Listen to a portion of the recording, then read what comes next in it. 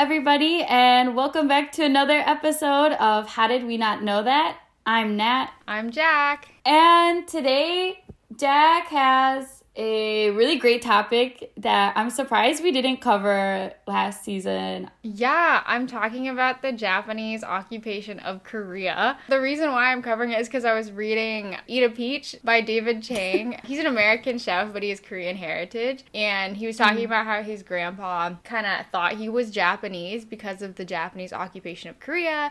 And because of that, a lot of his restaurants that he owns, like he owns the Momofuku chain of restaurants, and they all have an essence of Japanese influence, and he says that comes from his grandpa. And in the book, it's more lightly written about than what the actual occupation was. So this was just like a huge can of worms to open up and realize how much more intense this occupation was. Well, I'm excited to hear about that. Before we get into the episode, though, we have some really exciting news. We have an official How Did We Not Know That sticker. It's our first ever official merch. You guys should check out our Instagram. We're going to be posting it, our website as well. Basically, it's like it's got a little Abraham Lincoln cute little character that says, "How did we not know that?" So if you like our podcast, please consider supporting us by ordering a sticker. They're priced at $3 each, and you can order your sticker through our Venmo account at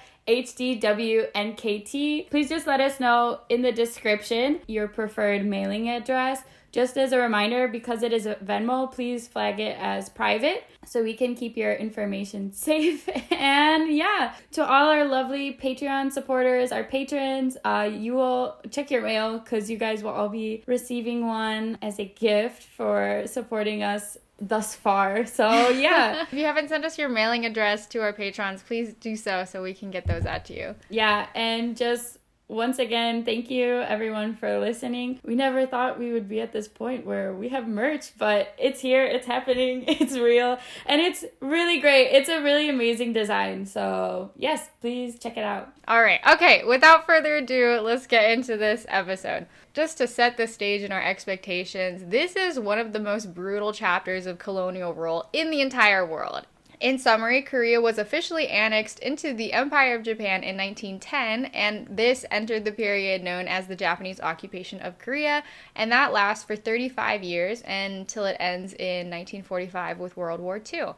So I wasn't sure how far I should go back to kind of explain how this started, but I'm gonna start in like the late 1800s and early 1900s, but just know that Japanese presence has been in Korea for a bit longer than that, starting in like the 1500s with wars.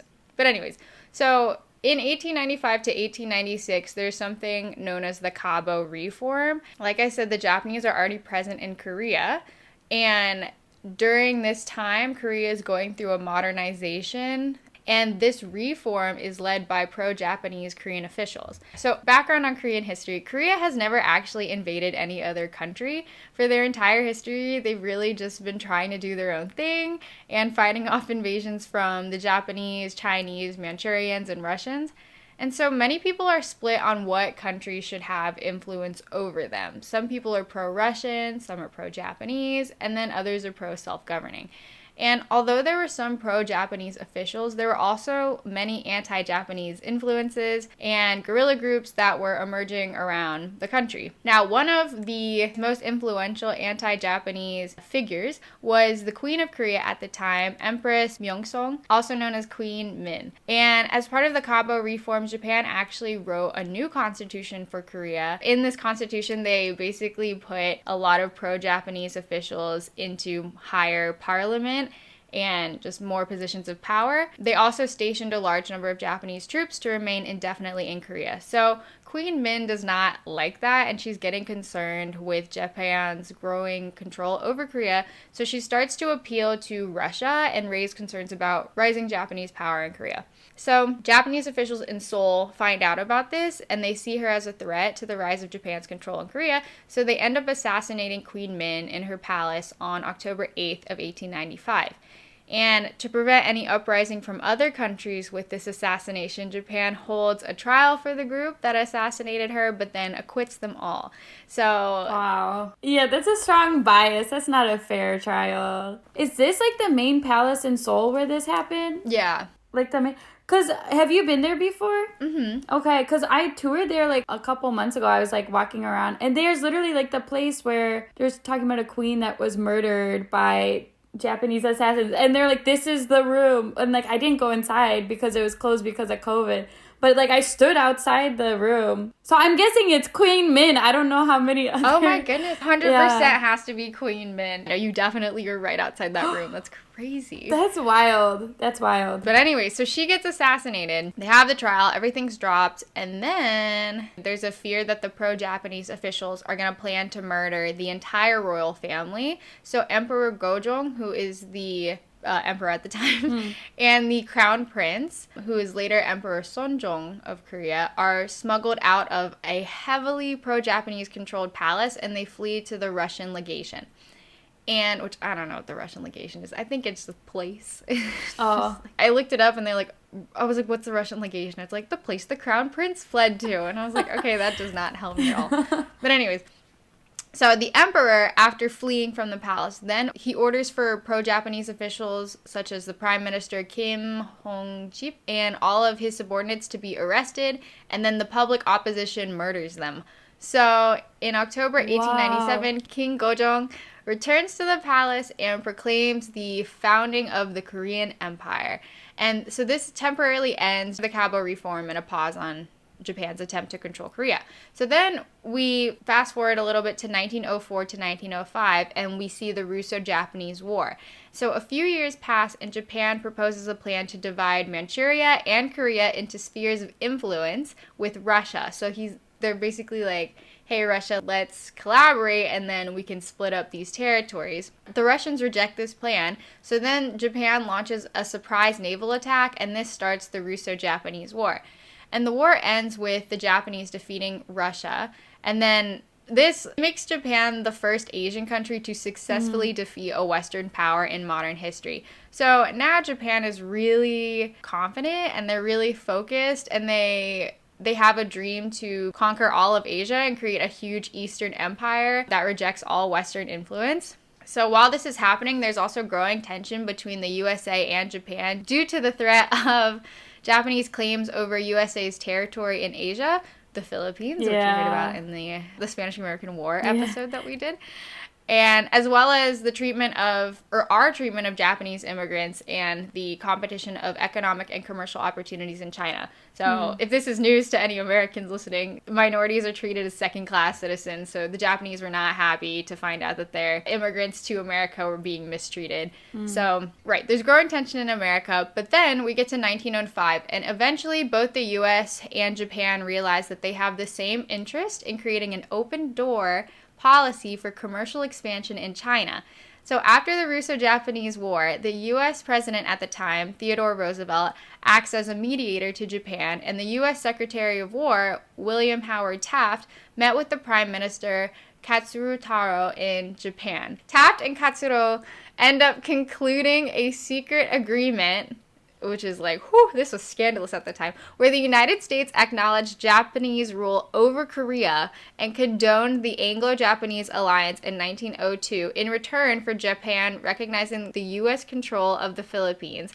And this becomes known as the Taft-Katsura Agreement of 1905. The United States is basically saying, yeah, sure, if you want to take over Korea, we're not going to do anything. It's like, let's both just turn the other way. Yeah, if you get out of the Philippines, then you can have Korea. That was basically the deal. Yeah. So anyways, after the war, the Russo-Japanese War, the Japanese sent Ito Hirobumi, who was a former Prime Minister of Japan, to Korea to negotiate the Japan-Korea Treaty of 1905. And this is going to turn Korea into a Japanese protectorate. And a protectorate is a state that is controlled and protected by another. He then becomes the Resident General of Korea, where he begins to gradually reform economic and bureaucratic policies, as well as suppress Korean nationalism. So he has King Kojong, the emperor, abdicated, which means that his royal title is denounced. And King Kojong agreed to do this under duress, and then he appealed to outside nations for help against the Japanese. Not much happens with that. But the government in Japan then continues to pressure for the full annexation of Korea. And under the protectorate, Japanese presence in Korea multiplies tenfold. So most of them came to Busan, which is a city in the south of South Korea, and much of the town was Japanese built. As this is going on, there are Korean nationalist guerrilla groups that are also emerging to fight against Japanese rule. And they end up shooting and killing Hirobumi, which is the former prime minister of Japan and resident general of Korea, in October of 1909. And so on the basis of... Oh, also, because the Japanese are building out a lot of infrastructure, people don't do this for free, right? So they're charging Korea with these debts. And so they're building out all of this stuff, and Korea can't pay this back. So on the basis of the unpaid debts for everything that they built, as well as the assassination of Hirobumi by Korean guerrilla groups, then Japan uses all of these reasons as the final straw to openly annex Korea.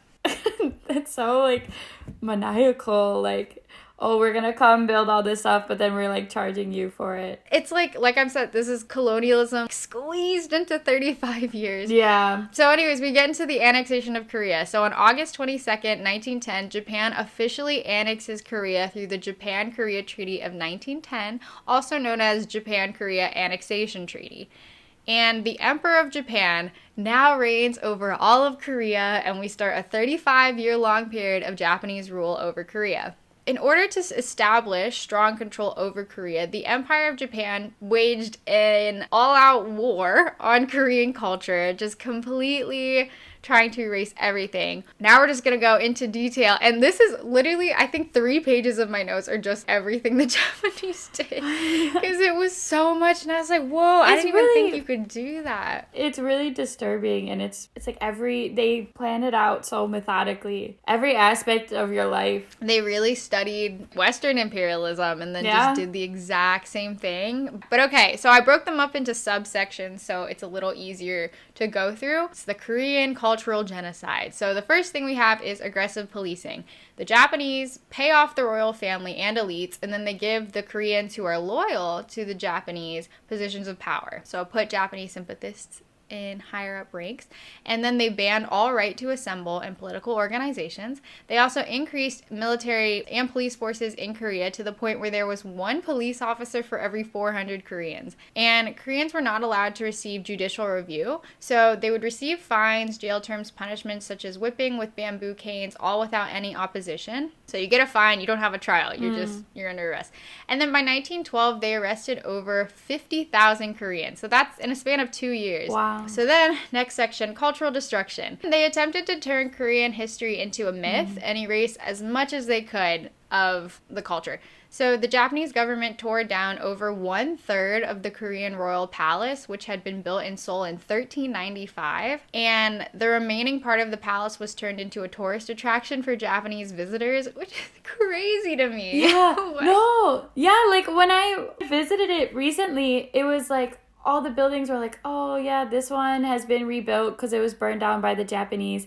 And then they still have some of like, they burnt down the building that originally existed, and then the Japanese government, this was like their government headquarters. And so like it was like Japanese style architecture, and it was just like, wow, you could like seeing it with your own eyes, just how much they destroyed, because it's a huge palace. And so they just burned down so many buildings that had been there for centuries. I literally was just running through like la la la la la, like I had no idea. Look at all the history that was just right there. Yeah, it was a tourist attraction. Can you believe it? Yeah. Anyways, so then the Imperial Japanese government also stole cultural and historical treasures and artifacts from Korea and brought them back to Japan, but also used them as an example of how Japan had civilized the country and also to uphold Japan's imperial image. So they really stole Korean art and then said, oh, look how, because Korean art is fantastic if you've ever taken a look at it and their historical artifacts, but they use it as an example, like, because of our influence, the Koreans have been able to create these things, and it was just a lie. So anyways, they also wrote about Koreans as backward and primitive in Japanese textbooks and museums, and this altered both external countries' views of Korea as well as Koreans' own perceptions of themselves. And that's really unfortunate because because Japan definitely had the most interaction with the Western powers during this time out of all the East Asian countries. So when Western powers hear Japanese history first, that's what they're going to believe is fact. Yeah. Next, we have land claims. So land in Korea had been handed down from generation to generation. You just live on this land as Koreans. But when the Japanese took over, they claimed all of the land under the government. Thus, families that had been living on that land for generations now turned into tenant farmers that had to pay rent to the Japanese. Just nuts. It's just a change in government, and all of a sudden you're now like a landless peasant. Yeah, nearly 100,000 Japanese families then settled in Korea with the land they had been given by the government, and they chopped down trees by the millions and planted non-native invasive species from Japan into Korea and basically transformed the landscape. Wow. I've never even considered that. Like, because I've studied this before in class, but like I never even heard about the ecological impact. And that's like not something I would have thought about originally, but that's really interesting that you point that out. Yeah, so much stuff. Then heavy taxation and the economic effects. So they continued to heavily tax the country to pay for Japan, and continued expansion and economic growth.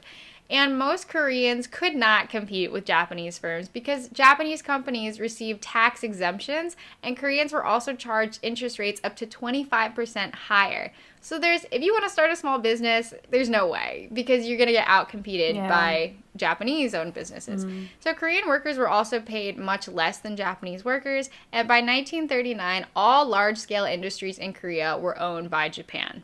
So, and then we go, education and language. It's just like, there's literally like so many subsections. I actually have a question for you, because you studied in Japan. Did your friends talk about this at all? Did you hear about it at all from a Japanese school perspective? So I will say, I studied abroad at Waseda University, which is a more liberal university. My international relations courses were all taught in English, and so they were not taught by Japanese professors. It was Americans, Australians, Canadians. So I did talk about it in many of my classes, specifically on the issues regarding comfort women, which I'm sure we're going to touch about. Yes, okay. But so yeah, I did talk about it like in most of my classes, but I think it was because I was in a very like specialized course.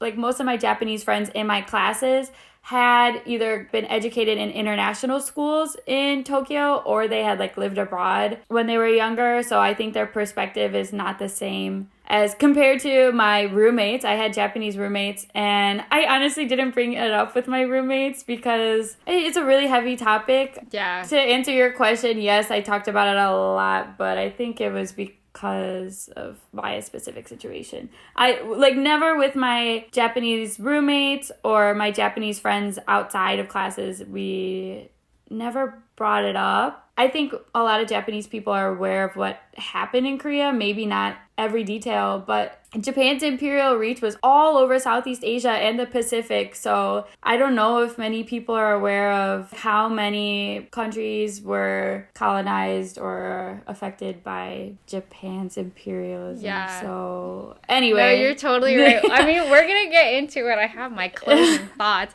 but I don't have any Japanese friends. I don't know, because you're always telling me you have like Japanese friends. I'm like, literally, I like never meet Japanese people. I don't know. Yeah. Like no one if I meet Japanese people, they're American. They're not born, raised in Japan or anything. So, and I didn't bring this up because I didn't know about the extent of it in Korea, so I didn't ask my Korean friends about it. But I do think that they probably learn about it a bit more. Yeah, I was just about to say, like, okay, so living in Korea currently, I think it's talked about very differently. I've discussed it a lot more frequently in Korea than I ever did in Japan. And I'm not even in an academic setting anymore. Like, it's just like on the streets with coworkers and friends. So, yeah. No, it's wild. All right. Well, not to stray too far, but we're going to go into the education and language now as part of the imperial regime. And schools and universities forbade speaking Korean and emphasized manual labor and loyalty to the emperor of Japan. And so public places were renamed to Japanese names, and films were to be made in Japanese, not Korean anymore. And it was a crime to teach history from non-approved texts, and authorities burned over 200,000 Korean historical documents. That came up all the time. Yeah, They burned a lot of historical texts and artifacts from Korea. And they also controlled and censored Korean newspapers and magazines. And in school, Koreans had to recite an oath of loyalty to the emperor. And children were also forbidden from speaking Korean. In 1939, it became policy that Koreans had to abandon their birth names and adopt Japanese-style surnames. And it was stated in Japanese laws that Koreans were, quote, graciously, unquote, allowed to choose Japanese surnames, but they were forced. It wasn't, they make it sound a lot nicer than it is, but if you did not choose a Japanese surname, you would not be able to enroll in school. You also would not be able to get food rations from the government. So at least 84% of all Koreans took on these names. Again, because people who lacked Japanese names were not recognized by the colonial bureaucracy, and the Japanese government still tries to use the way the law was written to be able to say that Koreans voluntarily made the choice to change their names. So that's all I'm going to say about that. So, religion. The colonial government also tried to erase their religion and made Koreans worship the gods of Imperial Japan, including dead emperors and the spirits of war heroes who had helped them conquer Korea earlier in the century. And though some families got around the Shinto, this is like a Shintoism edict. Although some families got around that by simply visiting the shrines and not praying there, others grudgingly adopted the new religious practices out of fear. And this forced worship was viewed as an act of cultural genocide by many Koreans, but for the colonists, it was seen as evidence that Koreans and Japanese were a single unified people. And then, okay, brace yourself. This is like the dark part. Yeah. So, are we getting into it? We're getting into World War II, human experiments, and comfort women. So, when World War II happened, Korean men were conscripted to serve in the Japanese army, so a forced draft, and nearly 725,000 Korean workers were made to work in Japan and its other colonies during World War II. Also, Koreans were sent to an area known as Unit 731, and I highly doubt most people know what this is, because this was like deep in there. I've never heard of this. So Unit 731 was created in the mid-1930s in Harbin, China, where the Japanese conducted chemical warfare research and development through lethal human experiments on an estimated 3,000 prisoners who were mostly from China and Korea. Oh my gosh. Wait, what do you mean by chemical warfare experience? Like testing like gases? Yeah, testing gases and bombs on prisoners, like oh Korean my and Chinese God. prisoners. Okay, so this is crazy, and people haven't heard of this. I think now there's more YouTube videos being made about it, so more people know, but I didn't know about this till I went to Korea. So, Nat, have you heard of the comfort women? I have. Basically, if all of that Japanese imperialism wasn't enough, they also kidnapped over 200,000 girls from Korea, as well as China, Burma, Thailand, Vietnam, Malaysia, Manchuria, and Inner Mongolia region of China, Taiwan, which was then a Japanese dependency, the Dutch East Indies, Portuguese Timor, New Guinea, and other Japanese-occupied territories. So this affected a lot of Asian countries, any Japanese territory. It was literally like all of Southeast Asia and then parts of the Pacific. They call them comfort women, but these women were actually girls in their early teens, some as young as 13. They basically kidnapped hundreds of thousands of girls and used them as forced prostitutes for Japanese men. Yeah, these girls are actually in their early teens, and what would happen a lot is they would bait the girls by telling them that if they would come work in a factory in Japan, then they could, make more money to provide for their family, or like you're forced to go work in the factory in Japan. Or if a parent was in jail, they would say, oh, you can get an early bail for your parent if you come work for the factory. So they would lie to them about what work they were going to do.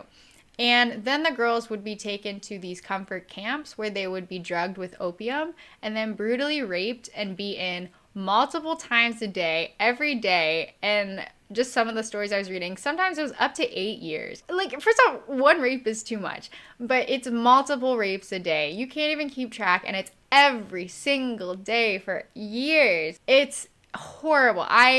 My heart is just like so, Yeah. it's just so hard to hear how much they had to suffer, like all these children. Also, if a girl died, they would just throw them in a dirt pile like objects, just bury them in like piles. I just feel like if you haven't heard of the Comfort Women, please take some time to research it on your own, just as a respect for what happened. And this is why Nat and I do what we do, is because there's so much we don't know, which you need to know, because you can't just cover this stuff up and pretend it didn't happen, and you owe respect to the generations before to do better. So when I was in Japan, I went on a class field trip to a museum dedicated to comfort women of Japanese imperialism. However, the museum itself, it was run by Japanese people, mostly women, and they had dedicated their entire lives to preserving the history of what Japan did to all these women. So going into the museum, like, it was hidden on, like, it was like on the 4th floor of this really discreet building. Like, you would have never thought that there would be a museum. It just looked like an apartment building, and it's on the 4th floor, and you have to go through like all these hallways. It's hidden. Like, you would never be able to get there unless like you know someone who knows where it is. Yeah. We talked to the docents and like the people who were working at this museum, which was just a tiny office basically, stacked with all these books and documents and then photos and diagrams and everything. But it was hidden because like they had received so many bomb threats. Like, people had come to the office with weapons, like threatening to kill the members who worked at the museum, because a lot of Japanese people to this day refuse to accept that this comfort women situation is true, that a lot of people, not all Japanese people, of course, but there are a large number of people who deny that these comfort women ever existed. They say it was either voluntary or it's just a complete lie. And so the issue today, like, has never really been resolved, and it's like a really big tension point between South Korea and Japan, because there hasn't really been any resolution. There hasn't really been an apology, and there's just not a lot of productive dialogue between the two countries. And it's just indescribable, like, how painful that is, and it's just completely horrifying. And I remember at the museum, when you first walk in, there's just a wall full of pictures of women who have come forward. It's really sad because there's so many women who are still alive today, but obviously, like, they're getting older in age, and it's like they want to receive a resolution before it's too late. And so it was like this wall with all these pictures of these women, and there was like a white flower taped to like the photos of women who had already passed away. I don't know, time is running out for these like victims to, or even just get recognition, like just recognition. Yeah, I guess to like close it as much as we can, after the Japanese lost World War II, they actually started to shoot and kill off the comfort women to try to erase the evidence that they had these comfort camps before the Allies arrived. Luckily, some allies did arrive at the camps before they were able to do all that, which is why we have some survivors. And Asian Boss actually did an interview with both Kim Bok-dong and Estelita Dai, which I will link in the description for anyone who is interested. And they both talk about their experiences being enslaved by the Japanese as comfort women. So please take a look at that. It's really powerful to hear their stories. Then to go into opposition, because we always want to highlight the opposition because people don't take these things sitting down. So though Japan occupied Korea for an entire generation, the Korean people did not submit passively to Japanese rule. And before the occupation, there were already resistance groups. During the occupation, protest movements were going on that pushed for Korean independence, and nationalist forces were actually forced to go abroad as exiles, and then they formed the Korean National Association in Hawaii in 1904. There was one student I read about named Yu Guan-sun, who was only 18 years old when she organized the March 1st independence movement against imperial Japanese colonial rule in Korea. This is an official holiday in Korea now.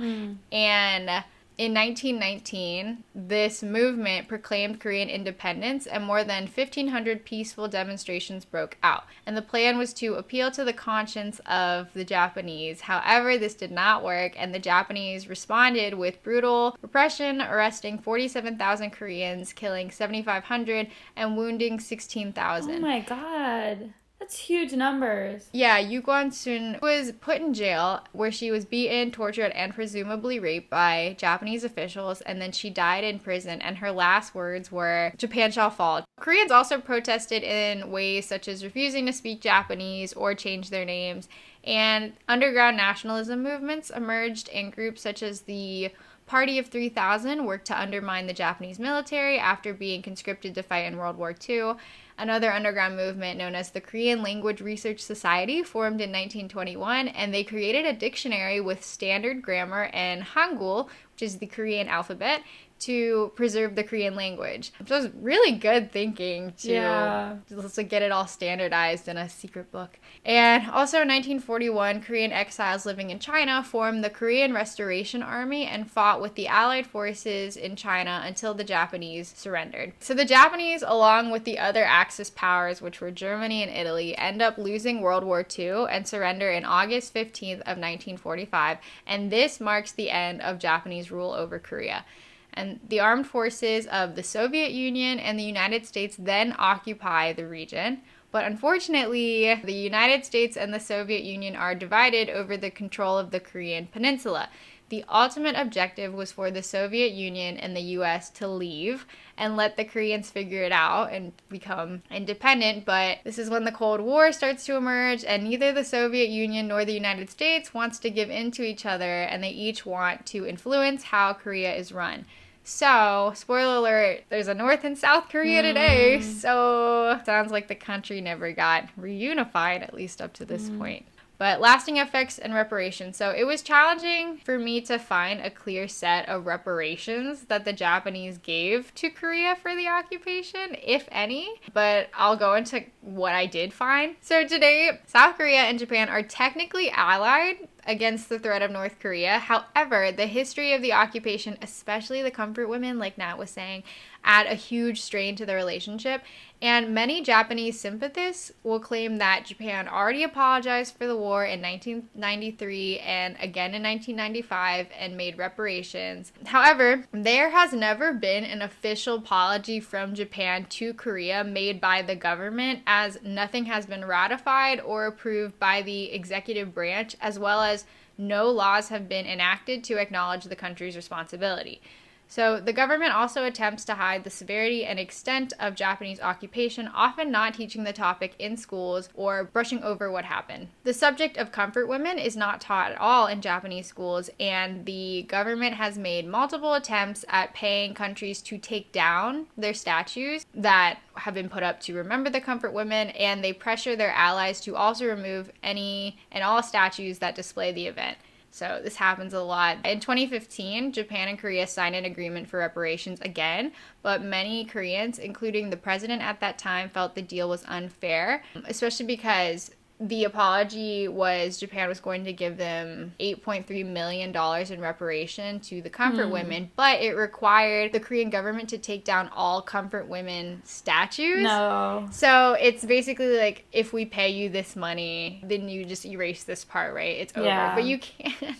There's no amount of money that would make that right, you know? Yeah. And it's also a conditional apology, so that's all I'll say on that. I don't want to get too into this. But also the government has claimed that the majority of these women were paid prostitutes who willingly signed up for these jobs. Just like, what child would sign up for that, you know? And that many. Right, like I just can't. And then the Japanese have also used the United States and Koreans' treatment of and rape of women in Vietnam as justification for their treatment of comfort women, which there's no excuse for what Americans did in Vietnam, but I don't think you're off the hook, you know? Like, you could point fingers all you want, but it's not saying, like, it's just, oh my gosh, like, there have been so many atrocities committed all around the world. Like, it's not, like, you can't just say, well, they did it too, so it's fine. No, you guys are all in the wrong. And same thing, like, I know, I don't want to get into a rant, but, like, when you're talking about education, like, that's literally what, like, oh, maybe Japanese students don't learn about this in school, but like that's what our whole podcast is. All these things that we didn't learn in school about our own country. Yeah, so like it's not like everyone is off the hook and let's fix everything. Exactly. As a final thing, on a brighter note, March 1st, which was the day of the independence protest in 1919, is a national holiday in South Korea and a reminder of both the resilience of the Korean people, but also the years of occupation they withstood. And just like for me to close as well on this, when I took a Korean history class, and I really think Korea is one of the most resilient countries I've ever learned about. If you just learn about their history, I feel like they've just been trying to live and they've been going through so much. So it is really awesome to see kind of how well Koreans have maintained their culture and their heritage despite so much outside influence by other countries. I agree wholeheartedly. Jack, that was really great. You did such an incredible job covering such an intense and heavy topic, but I learned a lot, and we will see you guys in the next episode. Yeah. Bye.